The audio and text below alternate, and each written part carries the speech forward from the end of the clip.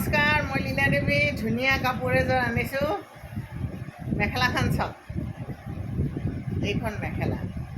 এতিয়া কথা হ'ল, মেখেলাখনটো আপোনাৰ আছে মাল্টি কালাৰত ফুল। এই কালাৰটো আপুনি ফটোত দেখা নাই, এইটো কিন্তু পিংক কালাৰত আছে। এতিয়া কথা হ'ল, কাপোৰযোৰ আপোনাৰ ফটোত ধুনীয়া নেদেখি, কিন্তু কাপোৰযোৰ বহুত ধুনীয়া। এইখন মেখেলা, এইটো ব্লাউজ পিচ। আৰু চাদৰখন কিন্তু মই কৰিলোঁ কি, চাদৰখন একদম চিম্পল। চাদৰখনত অকল বুটা দিছোঁ, মাল্টি কালাৰত বুটা দি দিছোঁ।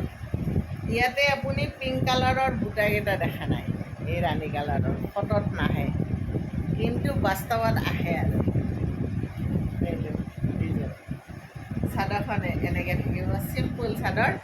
চাদৰখন চিম্পুল বনোৱাৰ এই আৰু এটা কাৰণ আছে যে এই চাদৰখন আপুনি মানে মাল্টি ইউজ কৰিব পাৰিব। আপুনি ক'লা মেখেলাৰ লগত পিন্ধিব, ৰঙা মেখেলাৰ লগত পিন্ধিব, আপুনি টচৰ মেখেলাৰ লগত পিন্ধিব, আপুনি বগা মেখেলাৰ লগত পিন্ধিব। যিকোনো মেখেলাৰ লগত এই চাদৰ, এক্সট্ৰা আপুনি চাদৰ নিকিনিলে হ'ল।